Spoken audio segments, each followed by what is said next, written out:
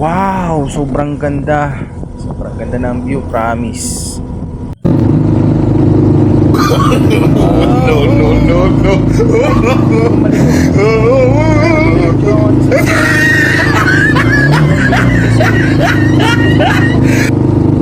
Ano kaya to?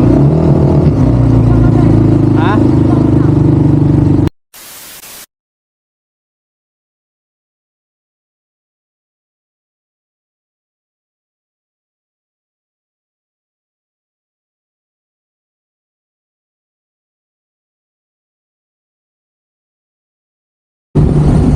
Isang magandang umaga mga kamakoy, no?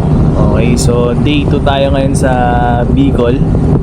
Okay, so ngayong araw puntahan natin yung isa sa pinadayo dito, yung Cagsawa Ruins.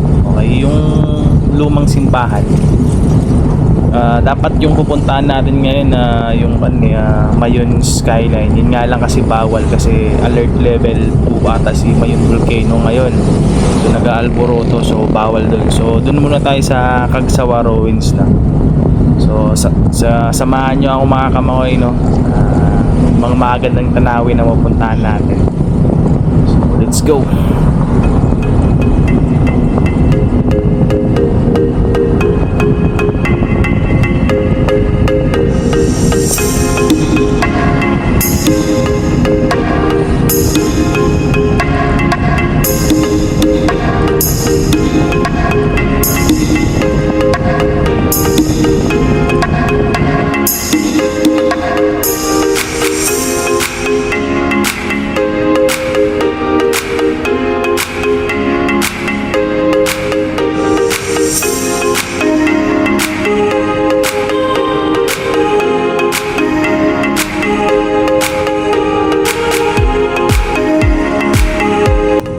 Wow, mapapawaw ka na lang talaga mga kaway, no? Kahit ganito kainit, tapos sobrang ganda pa ng panahon ngayon, no? Kita nyo naman yung ulap, grabe. Sobrang sarap talaga sa pakiramdam, no? Sobrang sarap mag-rides. Siyempre ingat lang tayo mga kamakay. Enjoy the view.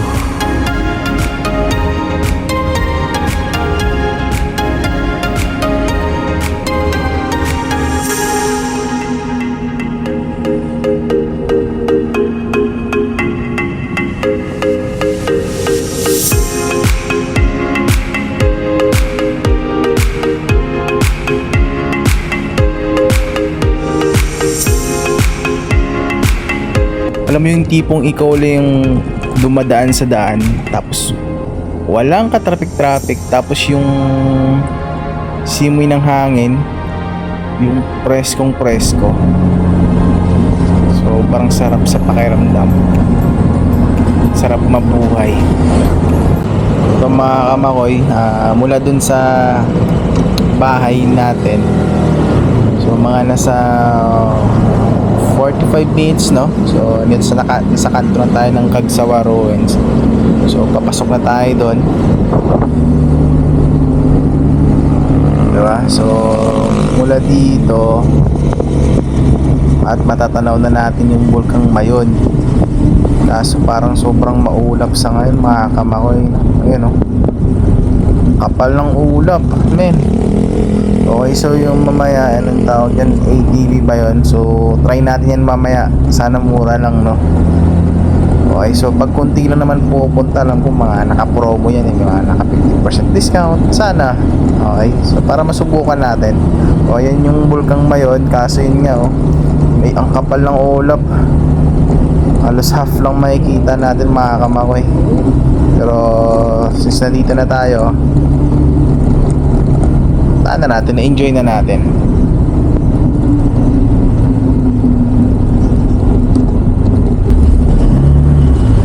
Sir, malilim po. Sarado ba? Panjit, sanade.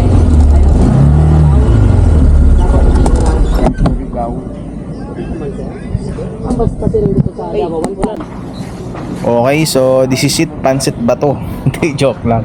Okay, so yun nga mga kamakoy, papasok na tayo. Saan ba entrance na dito? Okay, so yun nga.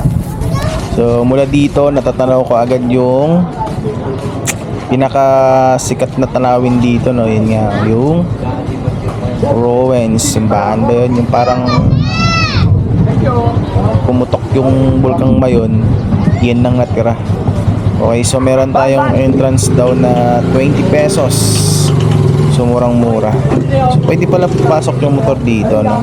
So since na nakapark na tayo doon, 20 pesos lang din naman yung parking fee. Safety naman doon, so doon na lang. Okay, so nakabayad na tayo, 20 pesos. So ayun nga, yung drone natin, ay wala pa pala tayong pambili nun. Okay, so try natin puntahan. Kaso sa ngayon, sobrang dami din talaga tao pupunta mga kamakoy. Kasi dinadayo talaga ito, isang tourist spot talaga ng Bicol, Albay ito. Nga lang sa mga oras na to, nasa ano ba, alas 10 ng umaga, hindi ko nakikita yung tuktok ng bulkang Mayon eh. Oh. Tingnan mo, sobrang kapal ng ulap, promise. Tingnan mo mga kamakoy. So yan nga yung mga dito, marami nagpa-picture dito yan. Ewan ko kung magkano bayad dyan. So lahat naman nata ng anggulo eh, kukuhaan kanila yung mga hinahawakan yung tuktok. Kaso ayun nga, sobrang kapal ng ulap. So ikutin lang muna natin to mga kamakoy, no? So kukuha tayo ng buwelo kung sakaling lumabas si bulkang Mayon, kasi sa ngayon sobrang kapal ng ulap. Sobrang daming tao din. Kahit mainit talaga, pero sobrang ganda kasi talaga dito. Kung di lang sana tinakpan ng ulap. Ay.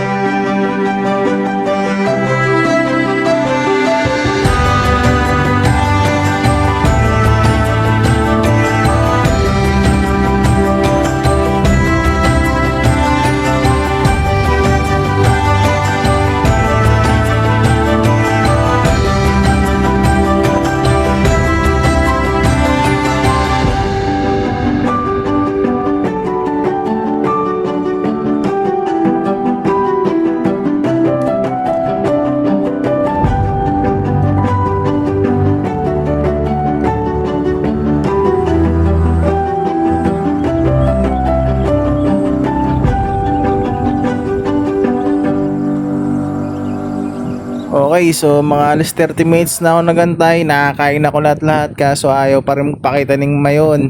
Kapal ng ulap. So ngayon try natin yung ATV rides mga kamakoy. Okay, at yun na nga, paglabas natin dun sa entrance kanina, may mga nag-offer kasi doon ng ganito, ayan, ATV rides. Ngayon nga, nagdinong anghel nga talaga tayo, 600 siya, no? So naka 50% daw sabi ni kuya, so 300 na lang ang babayaran natin, tapos may bayad lang na 50 pesos ata dun para sa economical fee. Op, sobrang bigat, hindi ko makakamakoy, no? So 300cc kasi to. Yun nga, Hindi ko maliko, parang nanibago ako kasi siyempre sobrang gaan ng motor. Ito sobrang bigat. Wawa, parang dito pa lang hindi ko na mapatakbo ah. Okay, so yun nga yung tourist guide natin, si ate yun, babae yun, no? Hindi, half pala. Half babae, half lalaki. Okay, so yun nga. So doon kami papunta sa ilalim, sa may gilid din papunta ng Mayon. So try natin tumama ko, enjoy natin to kasi minsan lang nga to, di ba? Sabi nga nila, YOLO, you only live once. So enjoy lang natin.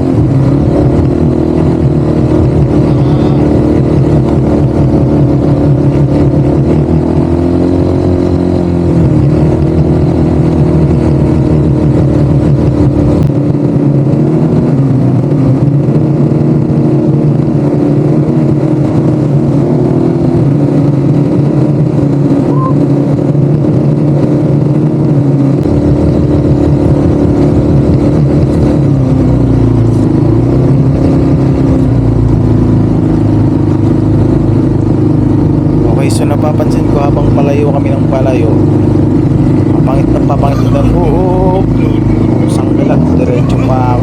Hindi ko na maliko. Ngawit na ngawit talaga. Kamay kumakamakoy na. Para anong sobrang bigat kasi, no? So hindi ko nga maliko dito. So, diretso ako dun sa baba. Ligo lang ba? Kaya nga eh.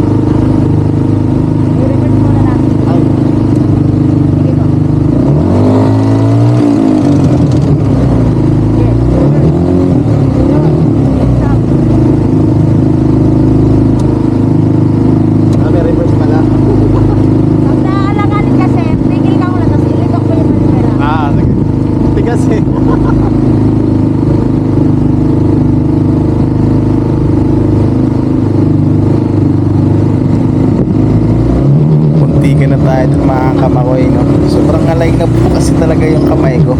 Marami, sobrang bigat siya sa kamay. Siyempre siguro naninibago lang. You know, dito puro tubig na yung dinadaanan namin mga kamakoy.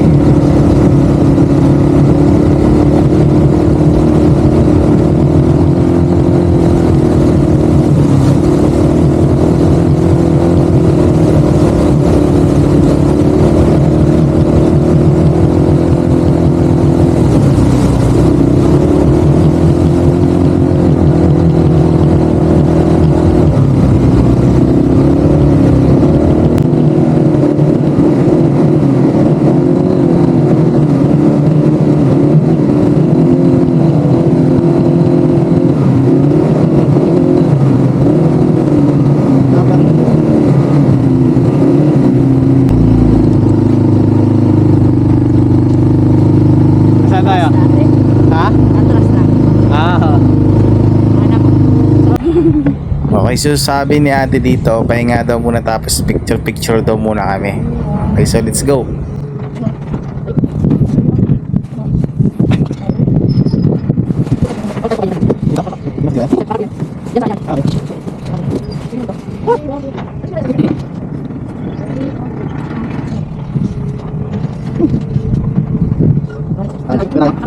Okay,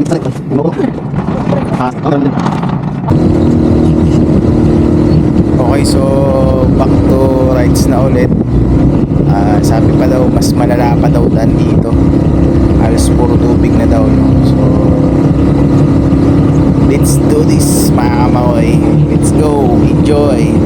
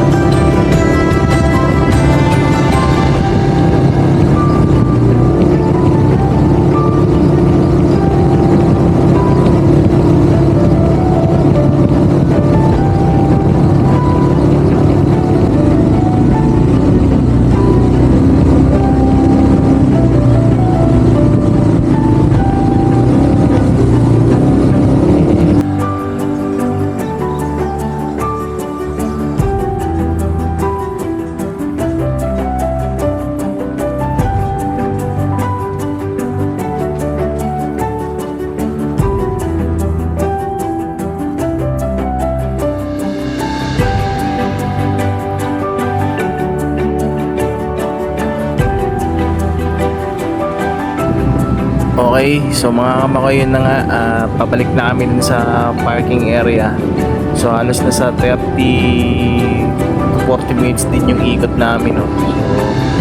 Pero sobrang sarap sa pakiramdam, yung saya, yung experience, grabe sobra.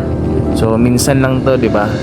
So kaya sa susunod, bulatin mo sila mga kamakoy, mag-day off ng 3 araw. Try natin to. Huwag ka nang pumayag na hindi ka makakasama. Ano ya? Okay, so iba, sobrang saya sa pakiramdam. Promise, sarap ulit-ulitin kahit sobrang bigat. Okay, ako na nagsabi sa inyo. Try nyo to, sobrang saya, promise. Let's go!